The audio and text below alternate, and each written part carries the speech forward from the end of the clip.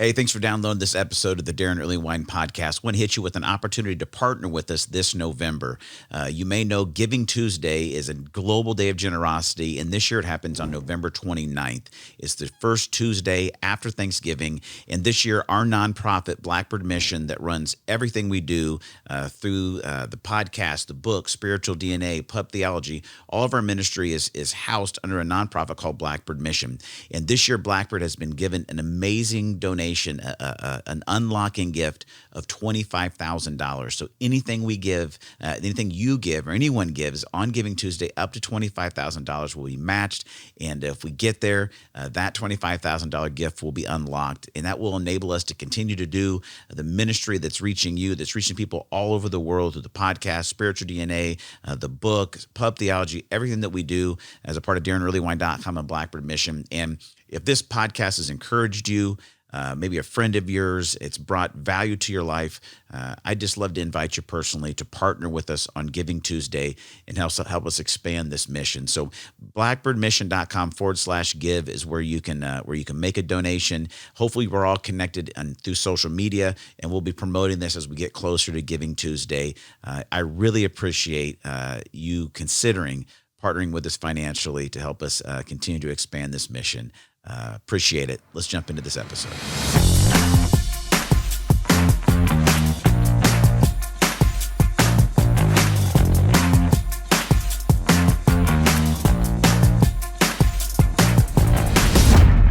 Everybody, welcome back to the Daron Earlewine Podcast. So stoked to have you back, whether you're on YouTube, Spotify, Apple Podcasts, wherever you watch the podcast or listen to it. Thanks for the download. Thanks for those that have been subscribing to the channel. And thanks so much for those that you have left reviews. It means a ton because we are rocking and rolling through the chapter-by-chapter walkthrough of my book, The Death of a Dream, Resurrecting Purpose When Life Doesn't Go As Planned. And I'm excited to get things rolling. I don't got a lot of intros. Let's get to the content. We are in chapter 5 now, and this chapter is entitled Indiana. So cue the Back Home Again in Indiana theme song right now for this. Thank you, Jim Neighbors, before the 500. God rest his soul. Anyway, Indiana. Guys, I never really saw Indiana as part of my journey. I was born in Illinois.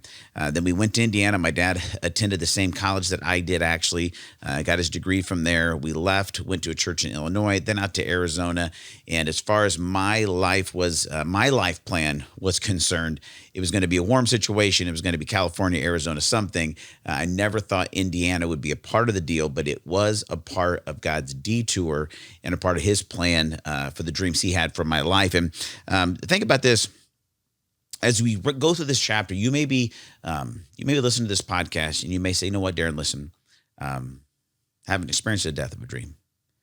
And I'm at a place really where I think it's time for me to start pursuing some dreams. Well, I've learned a lot from chasing dreams and have them die and God resurrect them.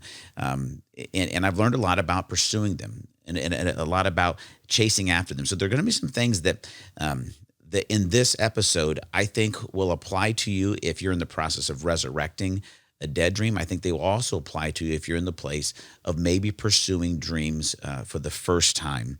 And this journey was crazy. I love some of the things in this chapter, even writing it and kind of reminding myself of some of the journey. It's kind of cool to look back and try to see what I was trying to figure out and think and understand as a 18-year-old kid. And in page 35, I said this: when I realized everything I owned was in the back of that pickup truck and life as I knew it was in the rearview mirror, the reality hit me pretty hard. Moving across the country for a vision that I felt I was called to create suddenly felt terrifying. All the passion in the world wouldn't take away the fear of the unknown. And that's true. And there's really not anything that we can do to step away from that. The good news is that God has called us and equipped us to do difficult things. And a lot of times chasing dreams, it takes us into some pretty scary situations and to leave the past behind it and go into the new adventure that God's calling us into. And I can remember that I write about in the book. I'm not a super emotional, cry all the time kind of person, but I remember laying down that night. We were in Albuquerque, New Mexico. It's right about in the chapter. And I laid down there in the bed and realized that as far as I knew, my life was never going to be the same. And I remember just crying in the bed in the hotel and just kind of this fear of like, man, like I have this dream, like I really want to see this happen, but it felt like it was like a no turning back moment. And the great thing about that is I think it's in those kind of terrifying type scary moments that those are those small steps of God building our faith. Right? Like, I'm not sure where I'm at. I'm not sure where I'm going. I just have this sense that I'm supposed to pursue this, but I'm stepping out in faith. And for me, faith was getting into a 1966 Ford pickup truck and driving 2,500 miles away from everything that I knew. And I don't know what your step of faith is, but if you're going to pursue a dream for the first time, of the resurrection of a dream that has died in your life, you're going to have to become courageous. You're going to have to get in the proverbial truck and go on the adventure. And here's the thing about these adventures is they often find us taking detours. And I don't unpack this a ton in the book as we go through the life of Joseph and some of the chapters. But bottom line, you look at the life of Joseph, his life took a pretty aggressive detour. Mine was just from Arizona to Indiana. Joseph, right, gets betrayed by his brothers and sold into slavery into Egypt. And there is not a chance that it was ever on his radar that, you know what, I got this dream that I feel like that God's given me and brothers are going to bow down to me and stuff. And you know what? I bet this takes place in Egypt after a 7-year famine. Like, there's no way he had context for the detour that God was taking him on. And I guarantee you there's no way he would have chosen the way that it happened. And that may be true about your life and my life, is that sometimes this journey takes us on detours. And a detour is this. It's a long or roundabout route that's taken to avoid something or to visit somewhere along the way. And here's what I've come to discover. Joseph discovered it, and maybe you would say, you know what, Daron, I give a strong amen to that, is that sometimes and oftentimes when God takes us on a detour, it is a long roundabout route that is taken to avoid something. And usually we don't know what that something is. And that's another place where faith comes in. Is, God, I don't know why I'm going to Indiana. God, I don't know why. I'm sure Joseph's, on the back of a donkey or something going to Egypt and going, what is this about, God? What is this detour you have taken me into? And you may be there right now. Maybe you've already walked through that. You can look back and maybe you can see 3 or 4 detours in your life. And you may still be even asking, God, what in the world did I need to avoid by this coming into my life? And some of those questions, we're never going to get a good answer to why that was the case. And that's where the faith comes in once again, is when we don't understand the why, we have to find the faith to trust the who and trust who God is and his character, that if he takes us on a detour, whether it's to Indiana, to Egypt, or wherever it's taken you, that he's with you along the way, and he's got a plan and where he's taking you. Most times detours are not the road we thought we would travel, and they often take us to places we have never gone on our own, but they're often where God's leading us.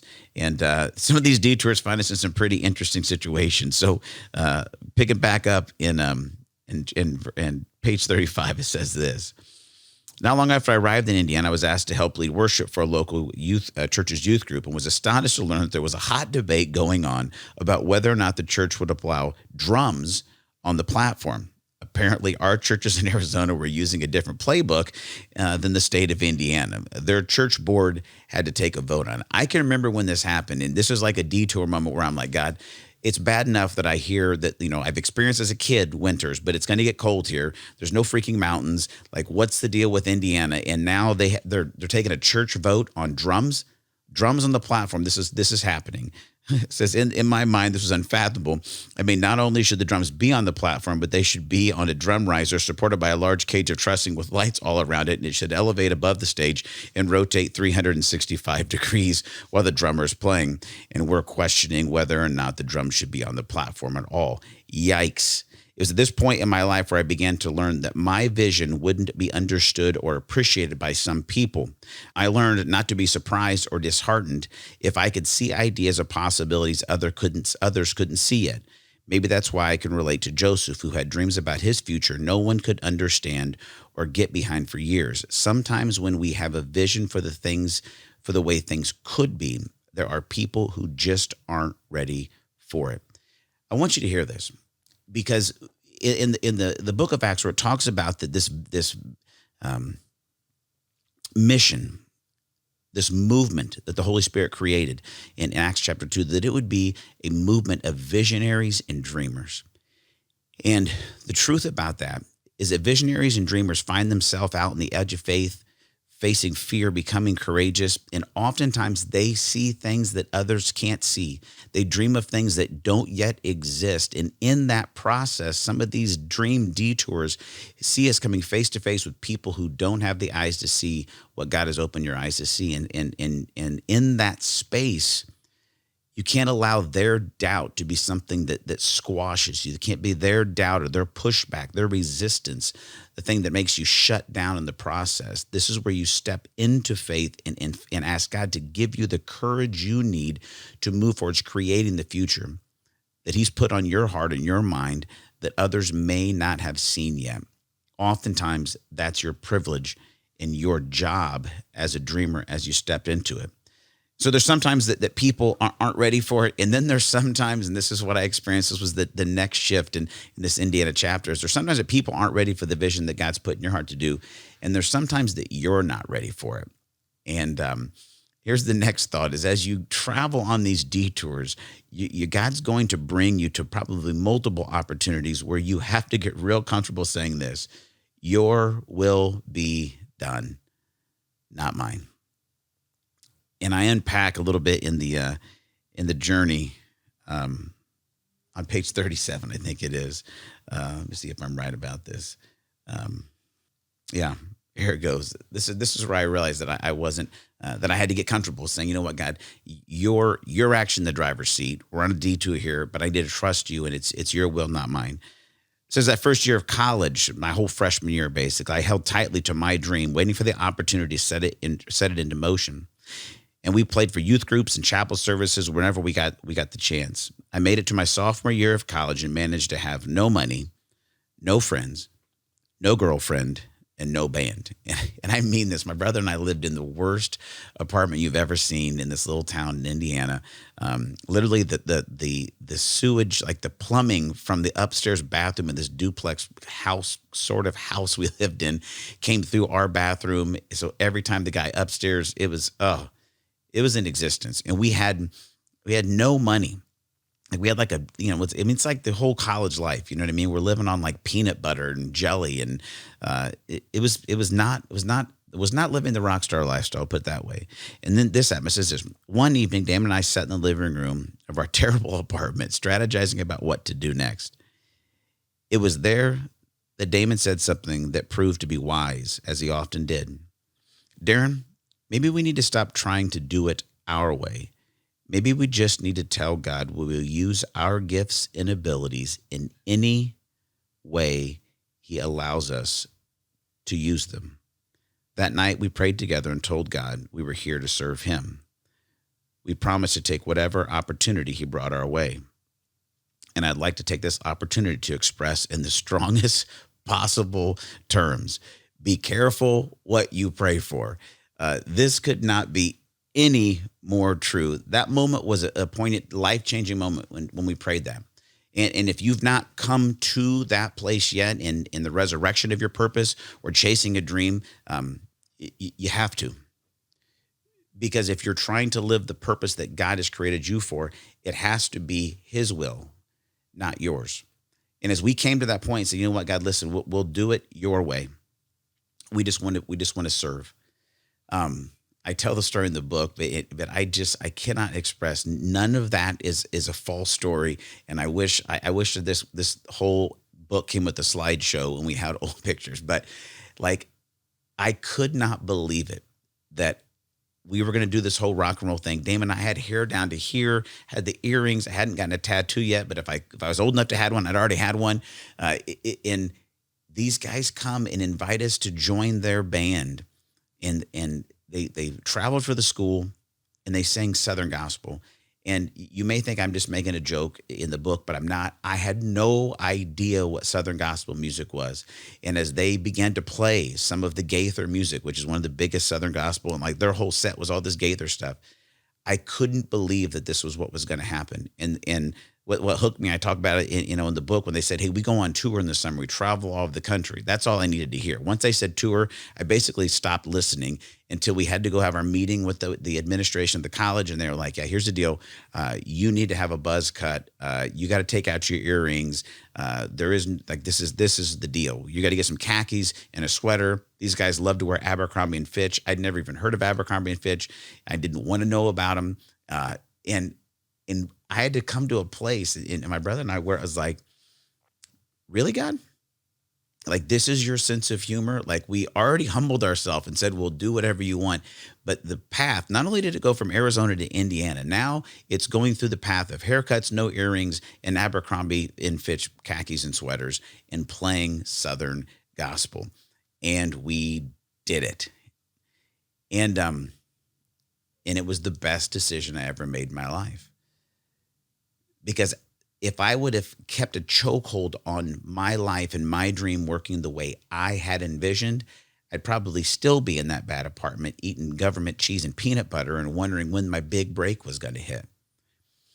And I don't know what your context looks like for that, but is there somewhere in your life where you have your future in a stranglehold saying, God, it has to look like this. It has to be with these people. It has to be in this space. I have to be able to act like this or dress like this, or, that's below me. I would never want to go get a job like that, or I would never want to compromise my artistic ability to whatever it may be.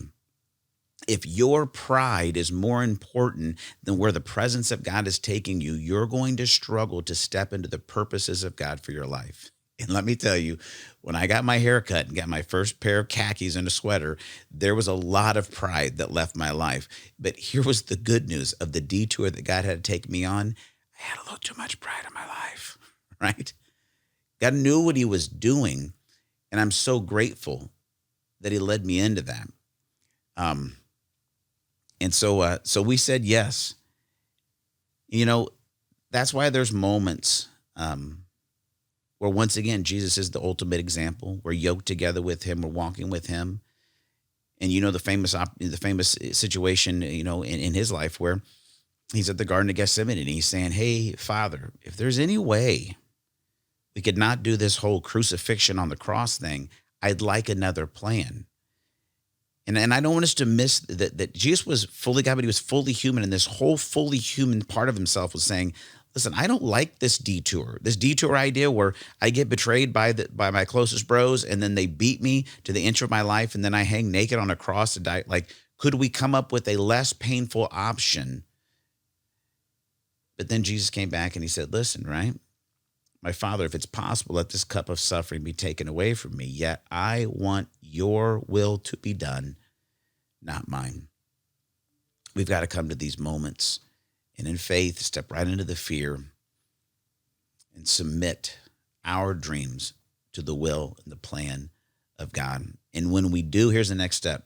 We trust God, we stoke the vision, we do the work. Trust God, stoke the vision, do the work. And that means we move into a place of passion. And the next part of my story, it was so much fun, this next season of life, but it was not easy. It wasn't easy. Yeah, we had to cut the hair and get in the thing, but I say in the book here, so off we went on tour for the first time ever. And I think we drove 30,000 miles during the month of May alone, and I'm not joking. We were on the road constantly. We crisscrossed America that summer playing camps for kids, just like the ones I loved so much years earlier. We made it all the way to California. The kids at the youth camp loved our music, and we had a blast. And one of the cool things we did, and I don't remember if it's in the book or not, basically what we figured out how to do before the end of the summer is we changed the entire set of their music. And so in the middle of it, they would have this little acoustic intermission where they would sing like 2 or 3 Southern gospel songs.